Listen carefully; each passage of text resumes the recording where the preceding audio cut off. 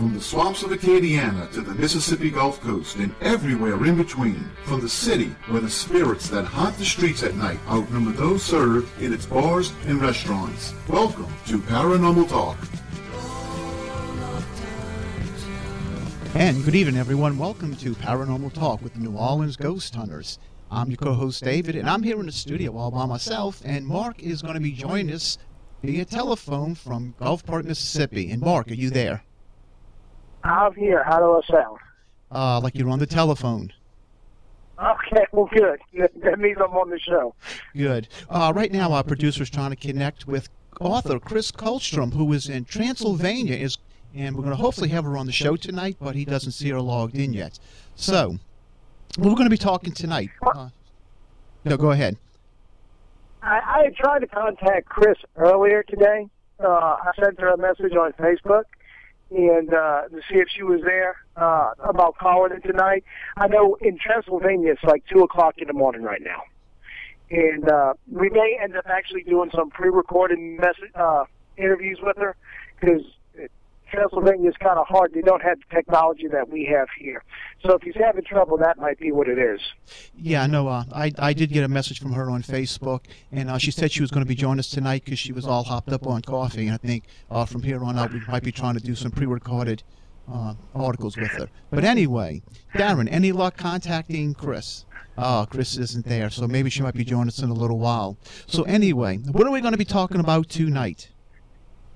Well, you know, I thought maybe tonight we'll look towards the skies a little bit and talk about maybe some UFOs and things like that, and some exciting things that might be happening to us in the future.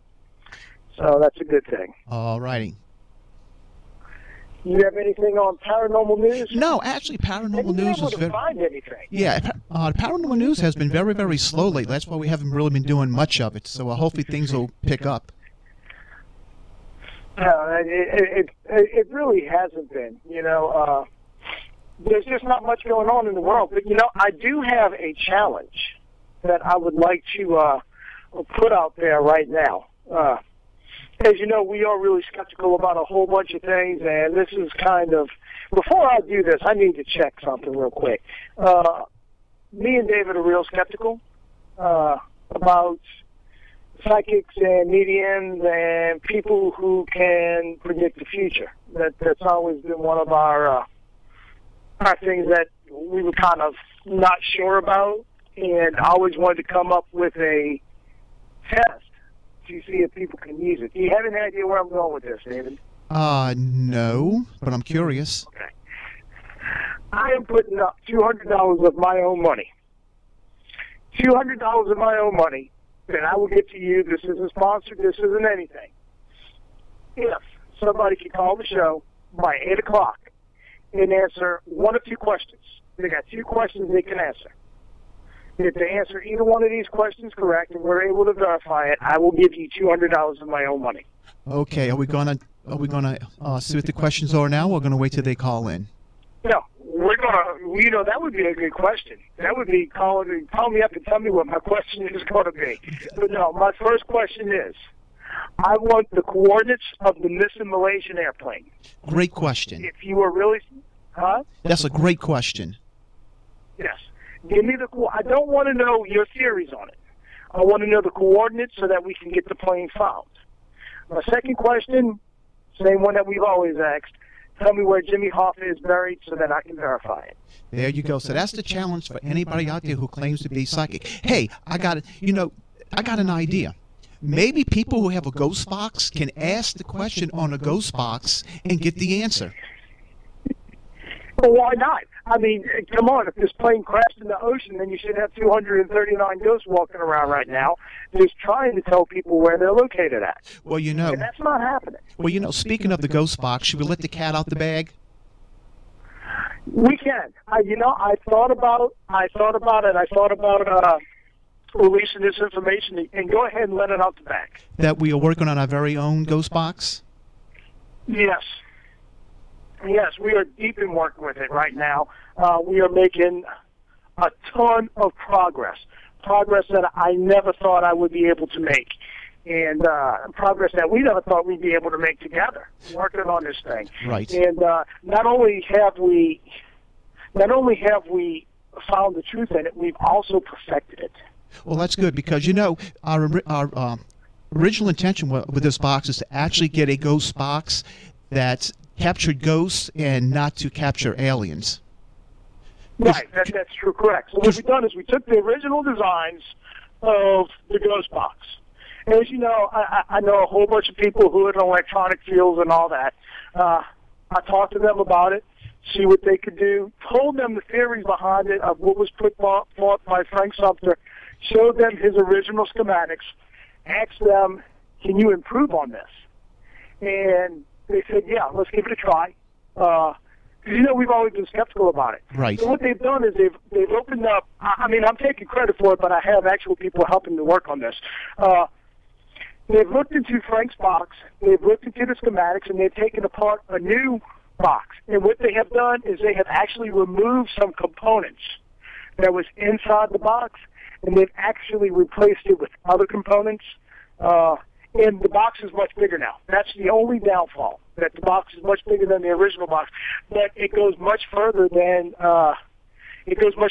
just capturing voices, like you said. I think we will actually be able to prove the existence of ghosts with this new ghost box. Yeah, and I'm curious to do some tests on it and find out the results. But, you know, speaking of the ghost box, you know, I found on the internet where some guy was coming out with a new ghost box, and it looked like one of them 1920s radios that's like 3 feet tall and stuff.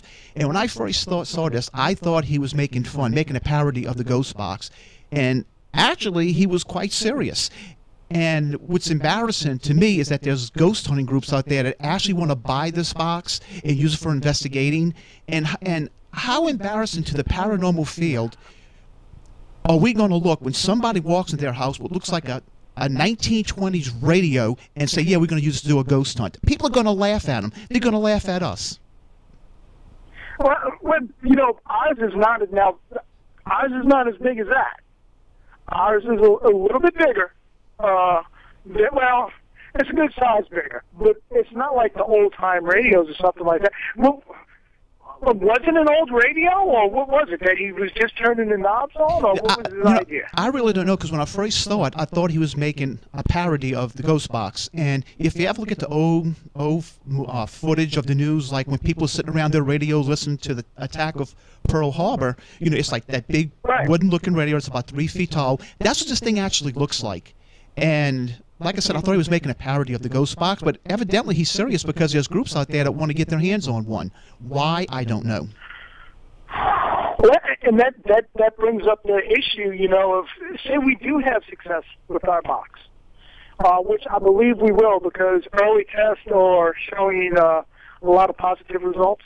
Do you think we should produce it? I don't know about that. I don't know about producing it to make a profit off of it. I don't think I want to do that. No, because everything that we do in the paranormal research field is actually for the research itself, to get answers. It's not really to make a profit or to compete against anybody. But anyway, so. Well, I'm kind of stuck on this. So you know what do we have Chris? Is Chris there? No, Chris has not joined in. Maybe Chris fell asleep. It's possible. I hope she didn't get bit by a vampire. She is in Transylvania. Yeah, she is in Transylvania. But, you know, David, talking with you about this ghost box, I tell you what, when we put it out there, when we prove to people that this works, and we're going to do it, let's do it, we got an investigation coming up next weekend. Right. So it'll be finished by then. We'll be able to take this device on our very next investigation. And then the week after that should be around the 1st of the month. We will, by the time we go through, let's release it at the 1st of the month. The 1st of next month, we'll release it. And what we'll do to prove that we're not trying to make a profit off of it, let's produce these schematics with it so that other people can build their own for free. And I agree. I'm behind this 100%, and I really can't wait to use this on the investigation and just see what the preliminary results are. So, Darren, how much time do we have? 10 seconds. 10 seconds. Hey, give us a call tonight, especially if you have the answer to the Malaysian question. Dave, you got the phone number? Yes, the area code is 504-556-9696. Who's watching? Who's watching me?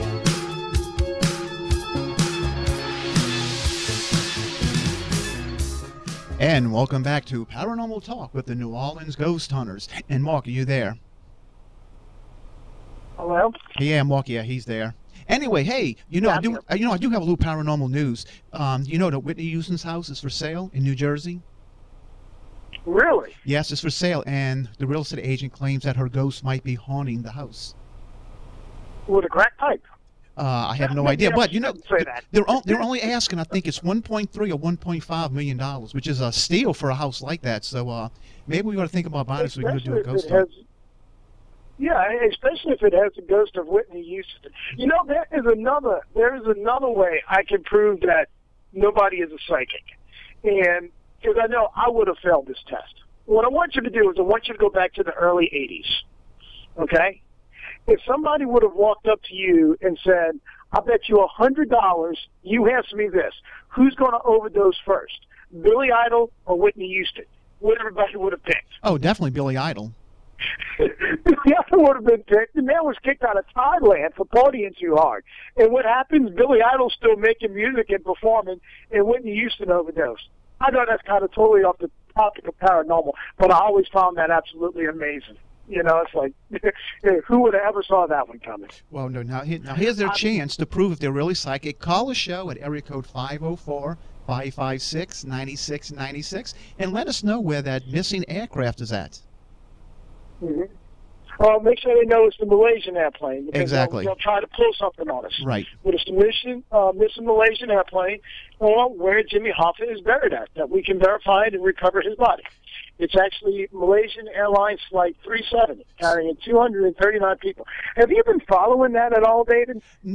Somewhat. I've been hearing reports on and off. There's a lot of conspiracy theories. But, I did come up with a theory of my own, and then I was surprised when I read right before the show that it's also other people have come up with the same theory, and it's really got me a little scared because now I'm starting to sound like a conspiracy theorist. But, I think that plane might be sitting on a tarmac or on a hangar someplace, and it's was said that they believe that maybe some Iranians were on board that were using stolen passports. If they do have a nuclear weapon, they had no way of delivering it. Now they might have a way of delivering it using an aircraft. That's just got me worried. The thing. And think about this. If you were going to hire two guys to hijack an airplane, are you going to send in known terrorists using a passport? No. Well, of course not. You're going to get people who evidently are new into it, who have no ties to it. That's who you're going to send in. We got to remember these people that were fighting over there are these people who are trying to harm us. They're not stupid. Harm us? They're trying to kill us. Well, yeah, harm. Well, killing is a great deal of harm. But, they're not stupid people. They're actually intelligent people who, if I can see this, you don't think they can see this? And here's another point that people need to remember. You're talking about over there, Malaysia, the Philippines, and all that. Let's go back 70 years. When the Marines were invading islands like Iwo Jima, Tarawa, what were they fighting for? They were fighting to capture those airstrips so that they would have places to land the bombers to do air bombing on Okinawa, Japan. And if an island airfield is big enough to land a bomber, it's big enough to land the 777. Possibly. Especially with today's technology. One thing he's saying is that some of the family members are calling these people who were supposedly on board the aircraft, and the phones are ringing, meaning that the phones are still active. So, if these people are still alive, they might be being held as a hostage someplace, and and you don't know what the aircraft is going to be used for. And that's what's really got me worried, because you don't know what's in the mind of these people, especially when they're willing to kill themselves to kill you. Mm-hmm. Well, and here's another thing. I'm thinking if the plane did fly off of radar, means it had to go below 250 feet to fly, to be undetected by radar. Now remember, it's flying at night. Flying under 250 feet at several hundred miles an hour across the ocean that's black in a black night, you can't do that visually. You have to do that by reading instruments, which means somebody has to know how to fly that airplane. Well, they said And, well, we're saying that the captain is very, very experienced, and I mean, you hear in so many conflicting stories, you really don't know what to believe. But now they're claiming that that when a transponder and different things were turned off, the plane flew for an additional 4 hours, and he flew a certain route that some aircraft fly. So they say he knew where he was going to avoid certain things. So that's one theory where it might have been hijacked, or it would force an Apollo to do something. Well, what about this? What about the transponders were turned off like 12 minutes apart? There's 2 transponders. They're turned off 12 minutes apart. Maybe I don't know. I mean, I understand I don't know much about mechanics, airplanes, and all of that. But I got an ingenious idea. Take the transponder out of the plane and attach it to an engine. So if you want to turn the transponder off, you have to open up the door and walk out on the wing and turn the engine off and turn the transponder off. Well, that's a good idea. Instead of having it someplace where somebody can get to it, because there's no reason for it to be turned off. Well, I'm gonna get to that in a second, but they claimed that the plane turned, I believe it turned right, and then a transponder went off. So why didn't they turn a transponder off before it made the turn? So I think they wanted them to know the plane was going one direction, and they turned the transponder off, and then it reported that it on satellite or radar or something that it started to make a turn the other direction. So I think that turn right before they turned the transponder off was simply a misdirection to make them think they were going one direction when they wanted a completely different direction. Well, and then it happened exactly when it was changing airspace, when Malaysia was turning over the air traffic control to Vietnam. Because I think the last thing the guy said, okay, good night, blah, blah, blah, because they would transfer it over to Vietnam airspace, which was now going to track the flight to its destination in Beijing. Is it just a coincidence that at that exact moment they knew to turn off? Well, it's like they knew exactly where the vulnerable point was going to be. That would give them a few minutes head start. Right. It seems like somebody who knew what was going on is just fitting too much of a pattern where somebody has to know about the way the aircraft operates, the way avionics operates, and everything. But you were talking about putting the transponder on the engine. I don't know if you remember back in the late '60s, early '70s, out of Seattle, Washington, a guy by the name of B.D. Cooper hijacked an aircraft. It was a 727, and he, at 10,000 feet, he parachuted out the back with a bag of money. And the 727 has a rear door in the back that can be lowered. Well, he lowered the door, and he jumped out, never to be seen from again. Nobody really knows what happened to him. Since that incident, they put a lock on that door. It's called the Cooper lock. That it looks like a big stop sign hanging at the back of the aircraft. So when the airplane is flying, the wind actually blows this piece of metal upward, and it locks the door. So now the aircraft, the door cannot be lowered during flight. Even the pilot cannot override it. So that's how they prevented it from happening again. Well, if they were so sure somebody couldn't survive after jumping out the back of that, why did they need that? I guess. Well, right after that happened, there was a copycat hijacking, and a guy got away. Golly, I lost my train of thought when you brought that up. That's a good idea, but it maybe was just like to prevent it from happening again. Some people believe he got away. They think they know who he is. There was a program, I think, on the Discovery Channel that they think he might have been Kenny Christensen. And he actually worked for the airlines. And after this happened, all of a sudden he showed up with all kind of money, and he bought a new house and different things. And they have a picture of him walking through a door, carrying a very similar bag to what witnesses claimed that the hijacker had. So, David, let me ask you a question. And, for those out there who are thinking, man, where's this show going? Well, to me, this is Paranormal Talk, because I think conspiracy theories and all that, the JFK assassination, B.B. Cooper, it's all mysteries. Right. And anything that we cover is mysteries. Let me ask you, here's a bigger mystery. I'm in law enforcement. A lot of people are. How come everybody always cheers for B.B. Cooper? I have no idea, and that's a very good question, because maybe somebody finally got away with something against a large company. Not that I'm for that, but it's like, hey, somebody finally got their revenge against a large company. But did you ever notice that? It's always not like, oh, man, I hope he died when he jumped out the plane, or blah, blah, blah. People want to believe that he survived. Okay, and we'll pick this up after the station break. We are hanging on the strings of green and blues. Put the chain and we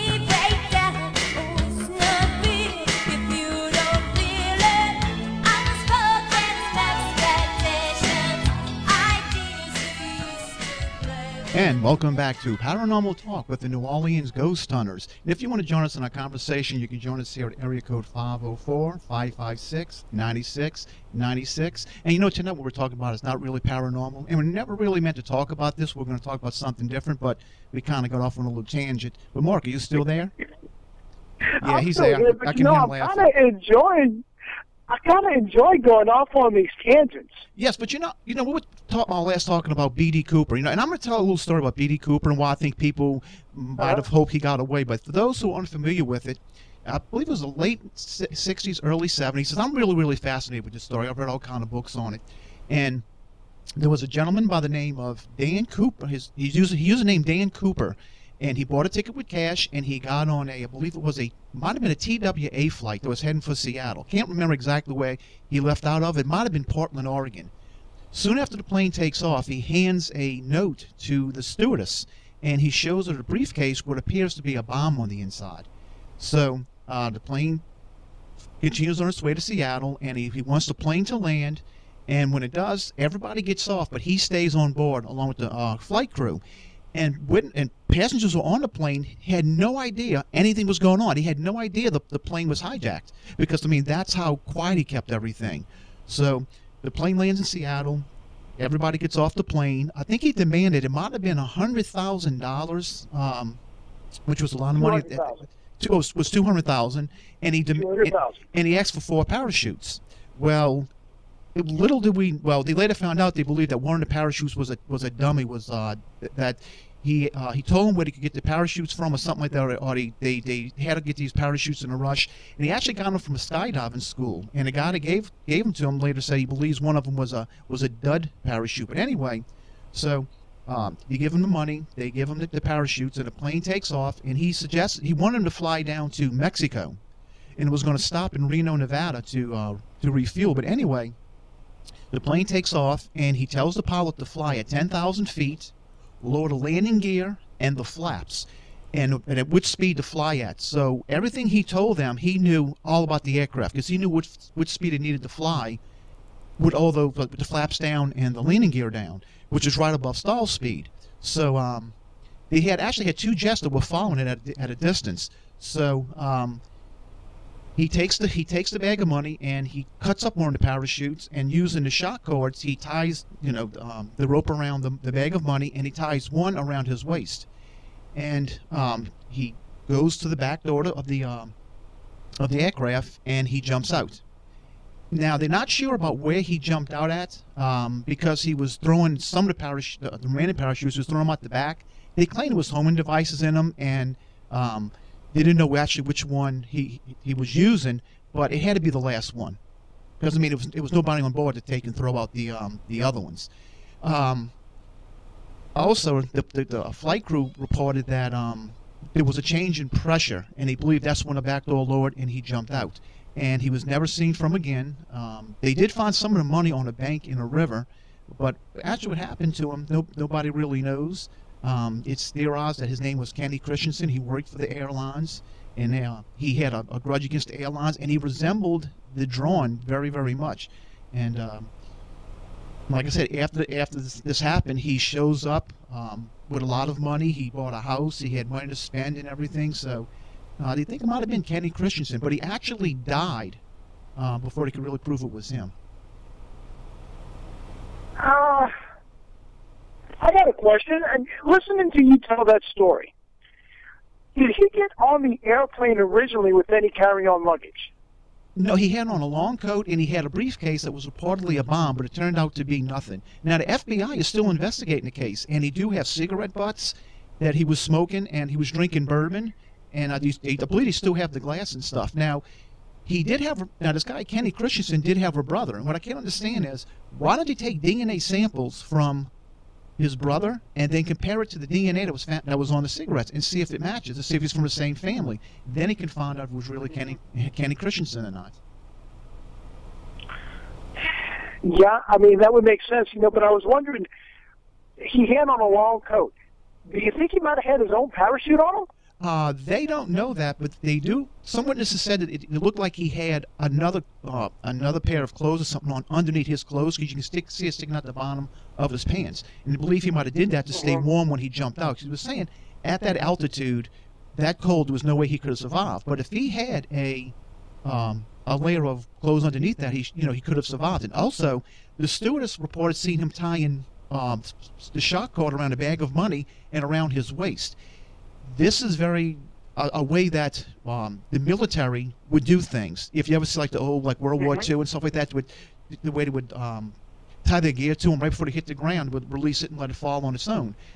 Well, this gave him an indication that the guy might have actually been in the military. Well, Kenny Christensen was in the military, and he was a paratrooper.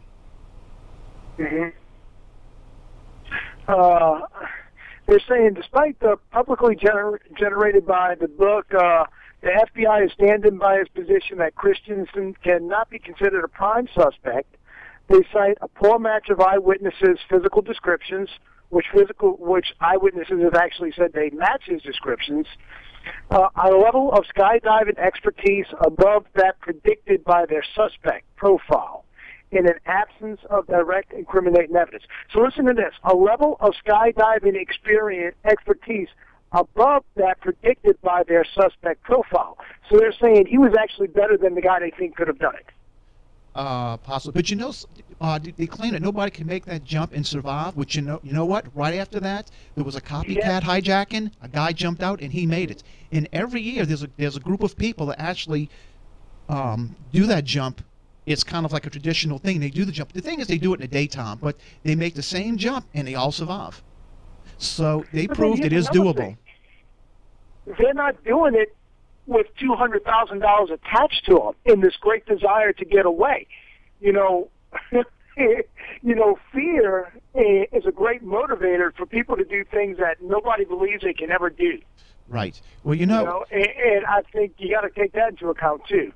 Well, and why we believe people want him to succeed, because nobody knows what happened to him, and it's such a great story, and it's such a great hijacking story that I think people kind of cheer for him, yeah, it was such a great story that we hope he got away rather than died. Well, because you want him to, but then there's things like, here it says Christensen enlisted in the Army in 1944 and was trained as a paratrooper. Well, the war ended by the time he was deployed in 1945.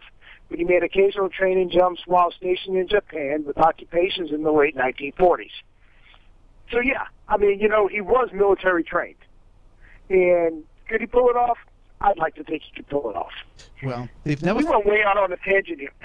Well, they've never found the parachute. And they did recover some of the money. In fact, a little boy and his dad was walking on the beach, and he found his bag half buried in the sand. And the money that they found, the serial numbers do trace back to some of the money that was in the ransom. So they don't know how it got there. They don't know if he dropped it. They don't know if he landed in this river and drowned.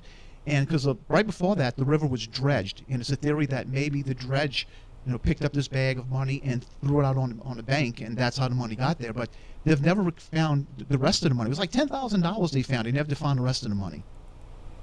You know what I'm thinking? They're saying he landed in the water and he drowned. Now, although that is a possibility, and I am not a paratrooper, but hearing that, I'm thinking this.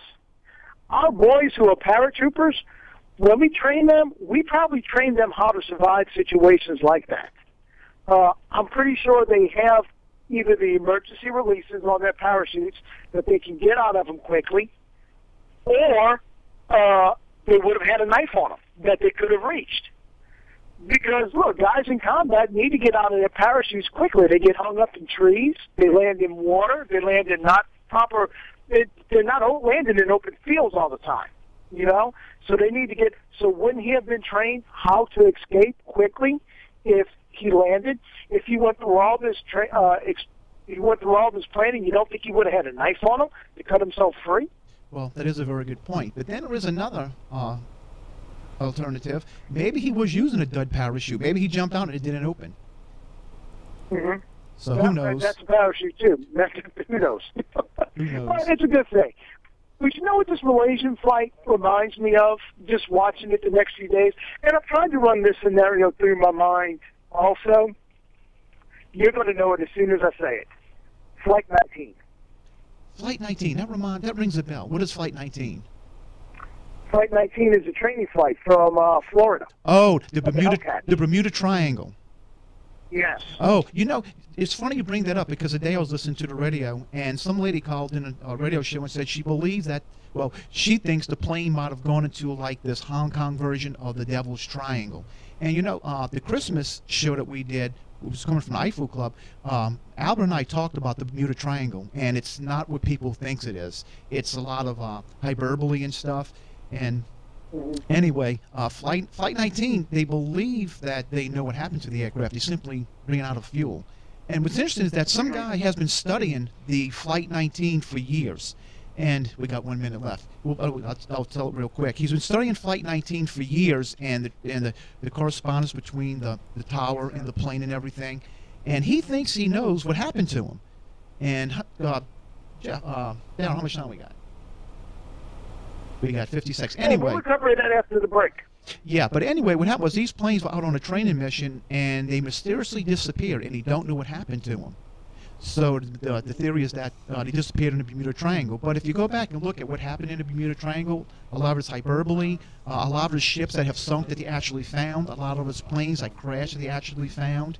So there's nothing really mysterious to the Devil's Triangle. Well, hey, look, you got like 12 more minutes to earn $200 by giving us a call at 504-556-9696. Raven hair and ruby lips, sparks fly from her fingertips, echoed voices. And welcome back to Paranormal Talk with the New Orleans Ghost Hunters. And we have Brian on line one. We're going to get to him in just 1 second. Before I went to the commercial break, we were talking about Flight 19, which is a group of TBM torpedo bombers which disappeared in 1945 on a training mission in the Devil's Triangle. Well, one guy who's been studying for years, he studied the flight patterns and communications and stuff between the planes and a control tower, and he believes they ran out of gas. Well, I should say aviation fuel. And he said, according to my calculations, there should be one plane right here, and he drew it on a map. Well, when it was the Challenger space shuttle that blew up, and NASA was looking for the debris in the bottom of the ocean, they actually came upon a TBM torpedo bomber right where he said he should find one, and they believed they just simply ran out of gas. The aviation fuel. There's a simple explanation to it. But anyway, that's I think we're gonna have to readdress the Devil's Triangle in a future show. What do you think, Mark? But anyway, I think so. Brian and Mary, let's put Brian on. Good evening, gentlemen. A wonderful Friday to you and all the staff. Hey, thanks a lot. Hey. Oh, you too. Thank you, Brian. Hey, Brian, aren't you the same guy that called us about the hammers missing? Those aggravating hammers that were never found. Yeah, I've been wanting to call you back, but I never got the chance. Also, you called and asked about the Eastern Airlines flight that disappeared in, I believe it was the 60s. Yeah, that was going to be one of my questions. I had bumped into a gentleman that for years was stationed at Keesler Air Force Base, and I had asked if he had heard anything about it. And did the Air Force ever intend, with all the new equipment they have, it shouldn't be no problem for the aircraft to fly over all of Lake Bourne, Lake Pontchartrain, Manchac, and he just really didn't want to answer me. And it was like he just brushed aside the question. And this was pertaining to what? That the commercial aircraft that disappeared coming into Marzant. Oh, Lake Pontchartrain. Oh, yeah, because I remember you called, and I think the week later I did some research, and I did a little segment on what actually happened to the aircraft. And it actually crashed about five miles offshore, just south of, I cannot think of that place across the lake. Not It was Eastern Flight 304. Right, and Madisonville. And he claimed that the plane disappeared. They never did find it. Actually, they did find it. They found it in pieces. And I think about 2 or 3 weeks ago, the newspaper had an article on it. It was like the 50-year anniversary of it. I don't know if you saw that. How many people were on it? Is Brian there? Yeah, he's there. Yeah. Did they say how many people were on board when it went down? I knew the numbers, and I can't recall it right offhand. There was killing all there 58 was just people. I'm looking at the Times-Picayune article on it now. How many people were there? 58. 58. Well, you know, I did also read another article on the internet about it. They said that they believe they know where it hit because they found a 16-foot crater in the bottom of the lake. not good. It was actually a crater where they believe it impacted at. It had something to do with a some kind of a trim activator switch or something that I don't know. That's beyond me. But anyway, were you calling about a hijack in Minnesota or something? No, maybe 2 months ago now, there was in a section of Minneapolis where it's pretty much all Somalian immigrants, there was a building that exploded. I mean, pretty much just like y'all had seen on TV in New York with the gas explosion. Right. And the FBI had been investigated, and they said it was a partial detonation of some type of a device. And in the midst of the investigation, the man was assembling a bomb, and it partially went off. And all of a sudden, they stopped the investigation. And I was just wondering, did y'all hear anything why the FBI walked away from it? I have no idea. This is actually the first time I'm hearing about it. And I'm sure it had to be on national news. No coverage. No coverage. Okay. Well. And it's just it's I mean, look what's happening in the news today, and nobody's touched it. It's almost like, and I'm not looking at it as a conspiracy, but it's like the not newspapers anymore, but television is almost pre-scripted on what they're going to, and what they're going to be allowed to say, what they're not going to be allowed to say, or what's off limits. Hey, I agree 100%. Right. You're absolutely right. Right. You know, I was talking to somebody about that today. I said the exact same thing. It's incredible. Now they're all along, they didn't want to say terrorism. Now they're saying, well, it's possible a hijacking or an act of a saboteur. Well, isn't that terrorism? Why are you? I'm telling you, just don't. They don't want to say the word terrorism. They'll try to push it off as something else. Watch this very carefully with this 777, because wherever it has landed, and pretty much that's probably the scenario what has happened, there's going to be another aircraft of the same size that's going to take off, and then that 777, which has landed somewhere else, is going to use it as a hat. They'll fly so close to it that it's going to keep the same signature as the aircraft that will be in the air. And whatever destination it's going to want to go to, by the time it breaks off and then they see it's two aircraft, it's going to be too late to do anything about it. Well, somebody has pulled off something very sophisticated, and I sure hope the United States, not like what they did September 11th when all Air Force aircraft were grounded. Remember that? There were no aircraft in the air. Right. Well, For whatever reason. Well, not to cut you short, but NASA has equipment, and they have all kind of stuff where when spaceships come from outer space and they break apart and stuff, they have ways of tracking the little fragments of the spaceship or whatever it is, these satellites. They can't use the same technology to find the fragments of this aircraft?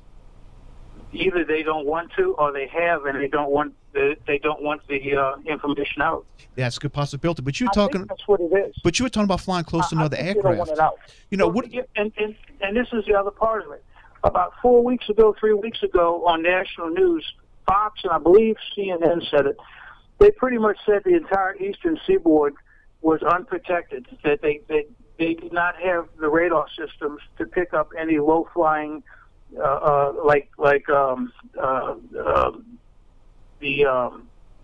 Not Scud missiles. What am I? The missiles that fly at treetop. Right, I know what you're talking about. Yeah, Right, and they said that they're going to be from 300 miles. It's like above Washington, all the way down below 300 miles below Virginia. They're going to put these small dirigibles that are going to have downward-seeking radar, because of the missiles that they say they can't pick up. Now, why would they say this and not a month and a half later, not as a 777 missing, that they say in themselves that they would be unable to detect? Now, here's another possibility. And remember, this is just my opinion. I'm no expert on this, but the way they can track these aircraft and know what they are, they use a transponder. Suppose they replace that transponder with one from, let's say, a Cessna 150 or some other innocent aircraft. The radar is going to pick it up as a Cessna 150, not as a 777. So that might be one way they can get it over to the United States, without knowing that's the actual aircraft. They could take that same equipment off another 777 that is in another Asian country, and just like you're saying, put that on the one that's missing. And while the 777 that's sitting on the tarmac somewhere, whether it's out of service or mechanically not able to fly, they're going to think that the plane that's missing is going to be the one is going to be the one on the ground, because it's a different transponder. Exactly. A different code that it's picking up. Well, we have 20 seconds left, and Brian, we really appreciate. No. We really appreciate you listening to the show and calling in. You need to do it more often. And I just hope for the best on this with this aircraft. You and me both. God bless you and your family. Yeah, you too, Brian. Brian, if you got Facebook, go to Paranormal Talk AM. I just posted the Times-Picayune article on there about that flight that crashed in the Lake Pontchartrain. And this is New Orleans Ghost Hunters. We'll see you next week.